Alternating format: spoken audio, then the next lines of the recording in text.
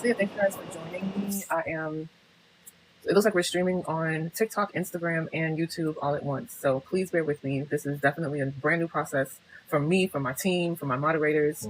So I'm asking you guys to please be patient with us, okay? Do we have Treese locked in as a moderator on Instagram? You give me 1 second. All right, and then I got TikTok on lock, and then you're gonna. That's awesome. Can you send me that note to my business phone? All right, so I'm on live today because I am doing a live address to Frankie Lee Gowdy Jr. and family. Frankie Lee Gowdy Jr. is my baby daddy. He's my son's father. And so just to give you guys a little bit of backstory, I have 3 boys. They're all adults, but my oldest son, which is the son that I share with Mr. Gowdy, is no longer with us. We lost him to suicide at the end of 2019. And unfortunately, it's just stirred up a lot of unnecessary drama. And I say unnecessary because it took away from the light that my son, it was and really and truly still is, because even though he's no longer with us, his light still shines through, not just through me, but through so many people who have known and had the opportunity to get to know him. So that's just a little bit of a backstory. But I did go ahead and write, it says note unavailable. I did go ahead and write down the address and what I wanted to say. And then after the address, I'm going to go into pretty much breaking down some of my thoughts and feelings when it comes to the reaction that I've gotten from I want to say, the father's side of the family, and also then and now. And then I also want to go into the docuseries and why this docuseries is even more important now that my son's father is making himself known. I can't believe my computer just crashed. It sure did. Oh. All right, we're back. We're back. Okay. So I wrote down exactly kind of what I wanted to say, and then, like I said, we're going to go into some other aspects. Oh, I do need that note because it's not opening for me. I sent you the whole thing. And this, even though I took notes and I wrote down what I want to say, this is not going to be like it's not going to be a very formal live, because I'm sitting here in my room after a long day of work, and here we are. I feel like Instagram. I just want you guys to know that all proceeds, all gifts are donated to the Bryce Gowdy Foundation. So please feel free to, drop your gifts in the live, or you can visit the Bryce Gowdy Foundation at brycegowdy.org. That's BRYCEGOWDY.org. Thank you guys so much for joining me for this live. This is a live address to Frankie Lee Gowdy Jr. and his family, who happens to be the father of my son, my firstborn son, Bryce Gowdy, who we lost to suicide at the end of 2019. This address is important because, unfortunately, although we've lost our child 7 years ago, my son's father decided to come into a comment on my page and pretty much insinuate that I sacrificed our son, our child, for fame. And these are the same type of rumors that him and his, some of his family members were spreading 7 years ago when we just lost Bryce and everything was very, very fresh. And so I just found it, it's just time for me to speak up for myself.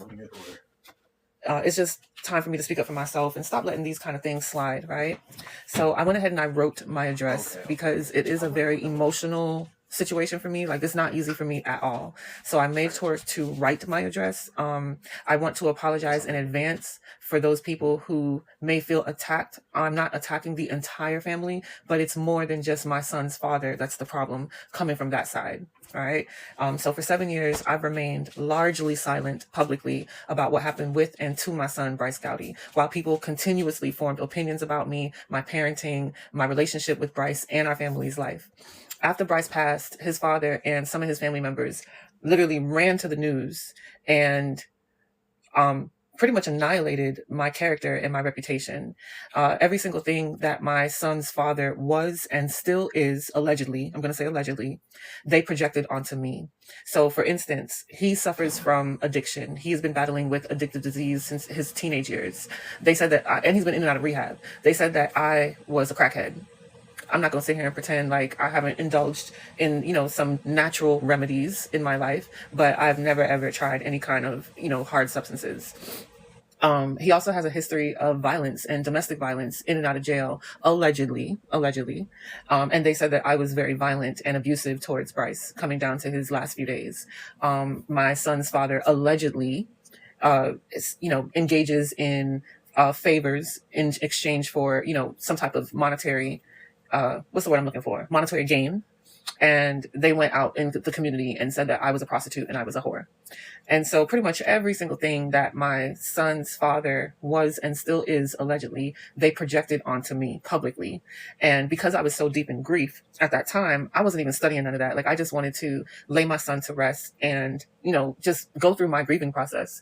But I can't sit here and pretend like I didn't see the pattern at that time, like in the time that it was happening 7 years ago. I saw the pattern, and any chance I got to speak on it, I spoke on it. Now, they also said that I killed Bryce, that I sacrificed Bryce. They said that I killed my son to sell his organs. I sacrificed him. I put witchcraft on Bryce. They said, just so many different things. And I'm just like, what? Like, where is this coming from? Where's this projection coming from? 7 years later, and my son's father is posting a comment just last week insinuating the same thing. So why is this narrative continuing for 7 years? Like, make it make sense. It's not making sense to me. Now, when I look back at the pattern and the fact that it has persisted for 7 years, don't you find that suspicious? Don't you find that suspicious? Now, in addition to all of this going on, they also sent people who followed them to my social media platforms to deliver death threats, to tell me if they see me in the streets that they're going to put a bullet in my head or that I'm a dead woman walking. And so I want to say 2 months after we laid Bryce to rest, this was like February of 2021, I believe. Yes, February 2020. I ran into the uncle on the father's side of the family. And I ran into him at Tony's right there on Dixie Highway in Deerfield Beach. And he told me to my face that the father's side of the family was spreading these rumors and that they were doing it intentionally. He even went as far as to let me know that they opened a case against me for murder of Bryce. And I'm like, why would you do this? Like, we've always had a great relationship. Why is it that you're doing this in the heat of everything that we're going through, all this grief and pain and suffering that we're going through? And his thing was, you shouldn't have said anything about my brother. And I didn't say anything about anybody. So I don't even know where that came from. And then he proceeded to threaten me and tell me that he was going to beat my ass. I know I see somebody that said that they have a question over here on TikTok, but if you could just let me get through this part, I'm going to open up my platform for questions in a little bit. So I just, clocked that and put it in my memory bank. I also, any chance I got to speak on it, I spoke on it. But every time I tried to speak on things, I was usually silenced. And I'm gonna get into that a little bit more later. But he told me that his family, his sister, his mom, some of his dad's sisters, and quite a few of the cousins were intentionally spreading these rumors about me, and literally trying to accuse me of killing my son. Now, this is when I decided I'm going to go ahead and leave Florida. Like, because the memories here are tainted and people are literally threatening my life. And so, and there's no reason for me to not believe what is being told to me when it's coming from the horse's mouth. So I'm taking everything very seriously, and I decide that I'm going to go ahead and leave Florida. After about 2 years, I want to say the death threats slowed down. And the last death threat that I got was 2 years ago. So the death threats lasted about like 5 years. Now, with this behavior pattern over the last 7 years, coupled with the comment that you recently seen posted on my reel from Frankie Gowdy, from my son's father, mind you, we're not even touching anything that happened before Bryce passed, just the 7 years since he passed till today. I find it very interesting that they pinned everything Frankie was and still is on me, and also accused me of killing and sacrificing Bryce. I'm sorry, but as a woman, my intuition is screaming. So imagine the fact that Bryce is my firstborn son. Everything in me, in my being, is screaming, this man has something to do with the death of Bryce. And since Bryce passed, I never defended myself publicly. I tried to share the details behind my son's death. I tried asking questions, seeking more answers in every single interview that I did, but they never, ever aired those parts. I have so many behind the scenes footage of me bringing this up within a month or within weeks after losing, or even within days after losing Bryce, and they never air those parts. Right? So I just want to make that perfectly clear that I have been saying this since day one. Okay. Even in the ESPN documentary, I interviewed with them for a total of 16 hours, but the documentary is only 33 minutes long. So, and it's not just coming from my perspective. So it didn't share anything of me questioning how my son passed away. It just literally skipped right into, pretty much his legacy as an athlete. And they focused on that for the most part. Now, ESPN did a good job of releasing the Easter eggs and the cliff notes, but it didn't go into any details. I'm sorry, y'all. My heart is just like, this is intense for me. So, Needless to say, every interview I've ever done, I have spoken openly and honestly about what I thought was going on behind my son's death. And everybody has been silencing me, not just my son's father's side of the family, but also the media. Within days now after the release, because the ESPN documentary was released later that year, so like November of 2020. And so like days after the release of the documentary is when my son's father's sister reached out to me, one of the main people that was annihilating my character, and she apologized. I still have the message to this day, and I just ignored it. I did not respond. I just left it on red, and I continued on with my life. Then a few months later, his mom decided to start following me. I just drank my water and mind my business and kept it moving. I did not bother to address anything or address anybody directly. Okay, so boom. Now, it's 2024 and I'm in South Florida at the park I'm at the Deerfield Beach High School reunion rodeo picnic. And my son's uncle on the father's side of the family decides to step to me when I'm standing in the middle of the crowd, in the middle of the field. Everybody can see me. And he decides to step to me in the middle of everybody. And he's apologizing to me to my face. And I looked at him and I was like, why don't you, the same way how you went to the news and had a lot to say to the news, why don't you apologize to me publicly too? And he was like, oh, I'm not doing that. That's you that want all that fame and all that other stuff. How in the hell do I want fame when I've been ducked off for 5 years? Like, let's keep it real. And so, and then he had the nerve to walk away from that conversation as if he had just finished cussing me out. So you apologize to my face, but to the onlookers, to the whole community of Deerfield, you making it look like you just checked me. Like you just put me in my place or something. So like, those are the type of little games that family likes to play, right? Okay, so fast forward. It's now the ending of 2024. And I'm at Westside Park taking a tour of the new facility. And Bryce's great aunts and a couple of his great uncles and a few of his cousins just so happened to be in the building. I decided to greet them and give them hugs. And they were very standoffish. I didn't say anything. I went on about my business. They ain't heard from me or seen from me ever since. Okay, cool. I then also during this time, I'm also contacting lawyers to see if I can get somebody to reopen Bryce's case and investigate his death, because it's 7 years later and to this day, we still don't have proof of death, right? I just want y'all to know that we still don't have proof of death. And it took them 9 months to rule it a suicide. He was hit by a train, but it took them 9 months to rule his death a suicide. Okay. So now I'm not getting nowhere with no lawyers. No lawyer wants to take this case. Every lawyer is trying to charge me $5,000, $7,000, $10,000 just to look into this case. Okay. Cool. I decided to reach out to a Deerfield Beach commissioner. I'm not going to mention no names, but I decided to reach out to a Deerfield Beach commissioner who just so happens to be a generational family friend to the father's side of the family. And I let him know that I still don't have proof of death when it comes to my son, and that I would like to, if he could give me any leads or any referrals to any lawyers. That man spent an hour and a half on the phone with me, convincing me to leave it alone and just drop it. And I have witnesses to that phone call.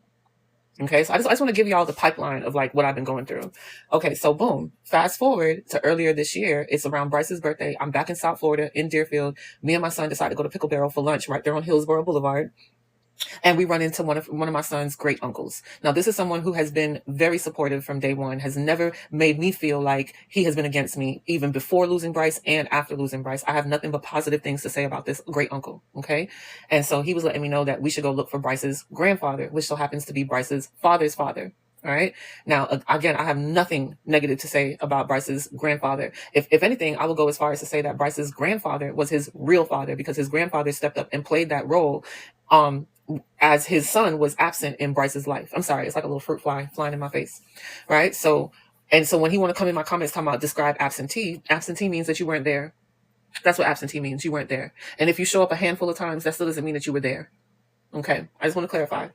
All right. So, after getting lunch, my son and I, we immediately drove to Bryce's granddad's house. It was like 5 or 7 minutes away. And per usual, it was all love. It was all love. The same uncle that we met at Pickle Barrel ended up being over there too. And they both were just very encouraging and just let me know that, I'm always family. But they also told me to let things go, to like let the beef and whatever go. And I had to let them know that I don't have no beef with nobody. I haven't said nothing to nobody. I just moved on with my life and kept doing what I needed to do for me and my children. And I did the work that I needed to do to heal for myself. And I did the work to create the foundation and build a legacy with my son's friends in memory of my son. So there's no reason for y'all to come to me and tell me to let things go, because I never put nothing down. I never picked nothing up to let it go. Okay. All right. So I just want to let y'all see how like everyone's trying to get me to let things go when I'm questioning how my son passed away.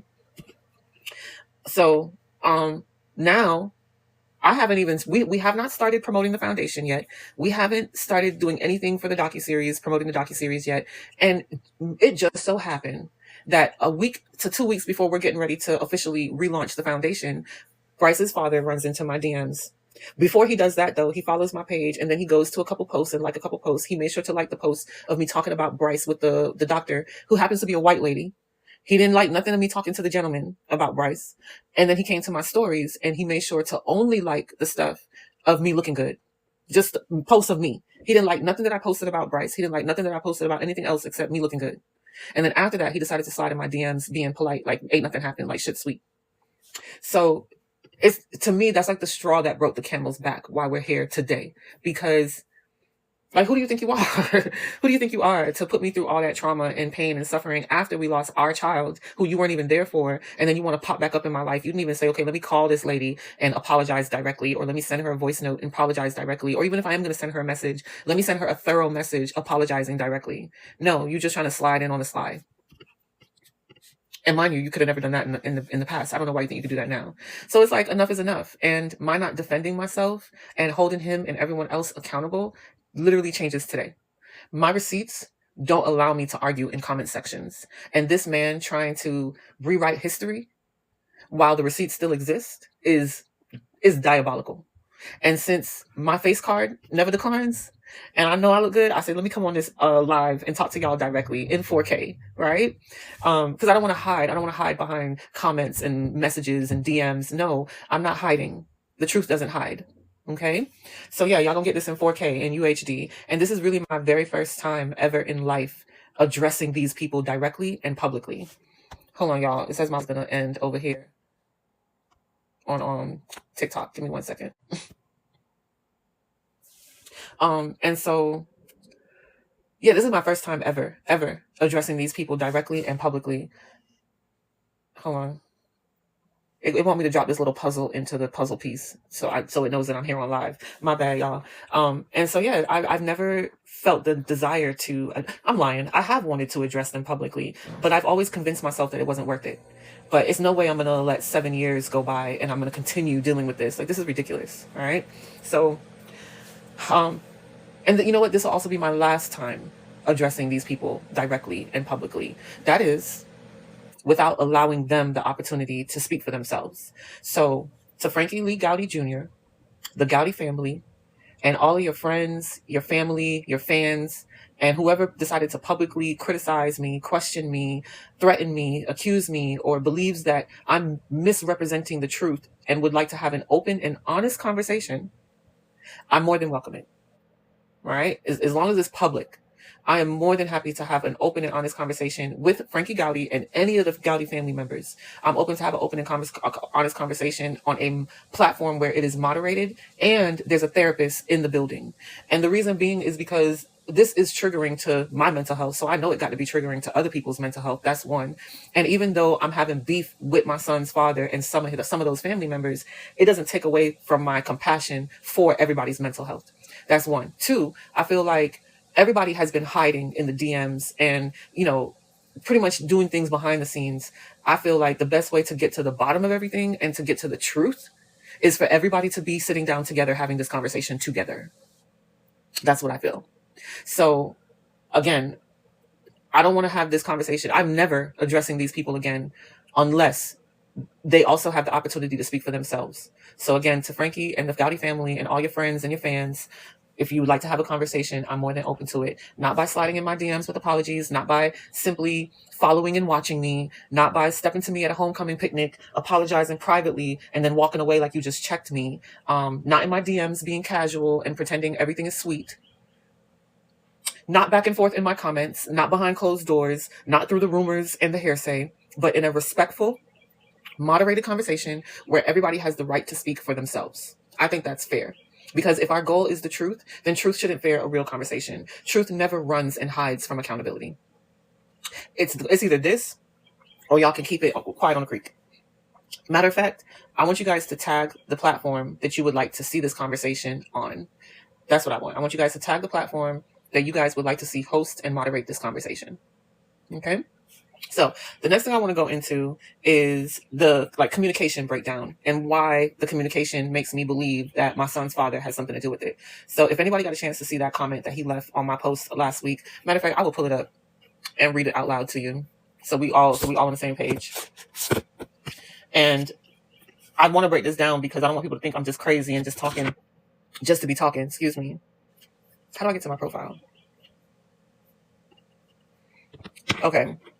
So I made a little joke when he first showed up. Well, not even when he first showed up, but when he decided to come around and start messaging me, a couple weeks after that, I decided to make a joke using that Netflix trend.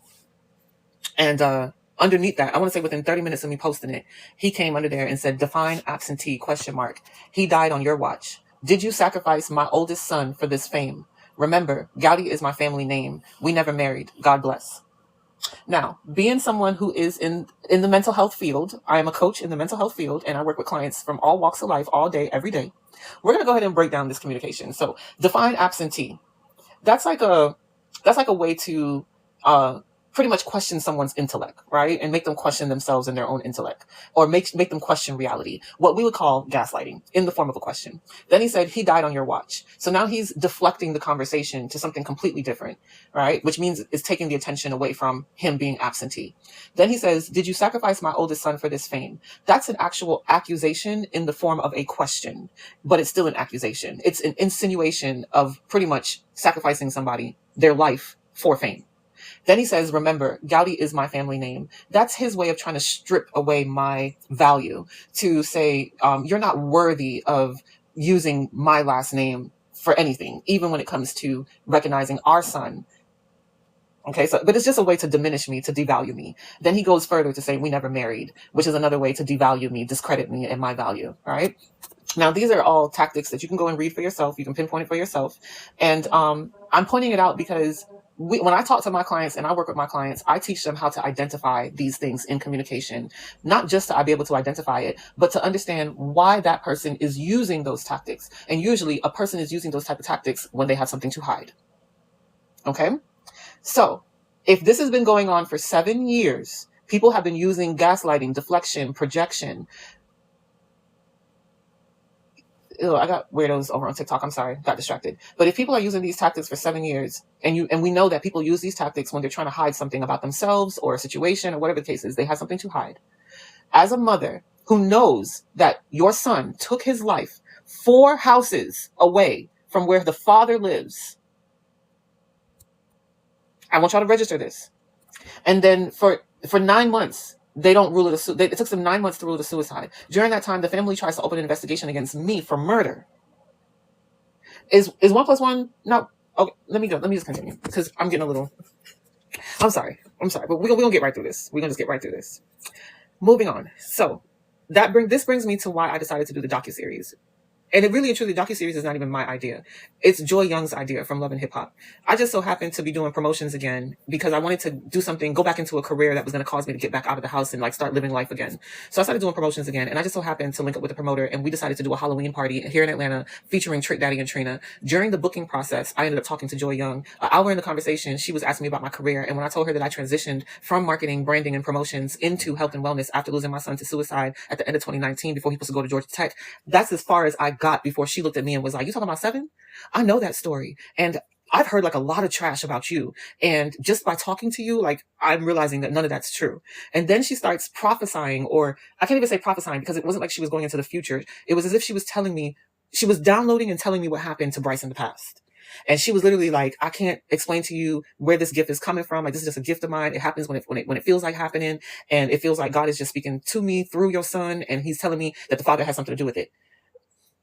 Mind you, this is not the first instance. It's been a few instances where people have come out the blue, even on the father's side of the family, and said the same thing in the last 7 years. That's why you see Joy Young in the comments whenever I drop anything about this docuseries, because this docuseries is her idea. And so, yeah, it took that serendipitous moment and that conversation with her to finally push me to take control of my own narrative, to stop allowing the media outlets to decide what they're going to show and what they're not going to show when I tell them everything, when I've been questioning these questions since day one.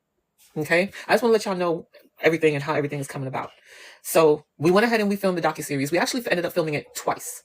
Why? Because we used the original ESPN crew that did the ESPN documentary to film the docuseries. Everybody it was 3 different cameras. Everybody uploaded their camera footage to a Google Drive. And it just so happened the person who owned the footage for camera 1, which is the main camera, lost the footage on Google Drive.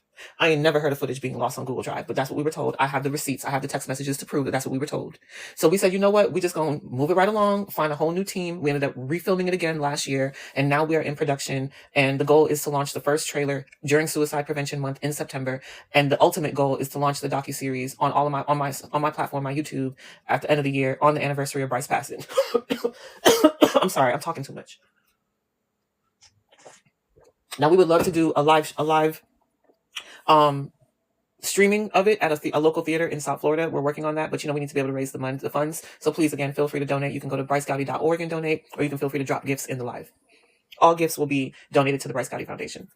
But yes, we are launching this docuseries as an opportunity for me to not only share everything that happened throughout me and my children's life and leading up to Bryce's death, but also all the aftermath. And there's just so many more details than what I'm sharing with y'all tonight. So much more details than what I'm sharing with y'all tonight. But really and truly, my goal is to make sure that every single thing I do, even with this drama with my baby daddy, is to make sure that everything is redirected towards the purpose, towards the cause, towards the Bryce Gowdy Foundation, which is ran by Bryce's friends. It's 8 of them over there who were all friends to Bryce. So the work that I'm doing is not just for me. It's not just on me. There's an entire team of young people, all of them between the ages of 18 to 25, that I do this work for and with. Okay. And so it's bigger than me. And that's why for me, it was important to not only address Frankie and his family, but also make sure that we redirect it to making sure we serve the purpose, not just for the Bryce Gowdy Foundation and the Deerfield Beach community and the people that we are targeting, but also including Bryce's father. I would like to put out a call to action for him to get some help, because allegedly he's still on drugs. Allegedly he's still selling himself short. Allegedly he's still living a life that is not a life that any man should have to live.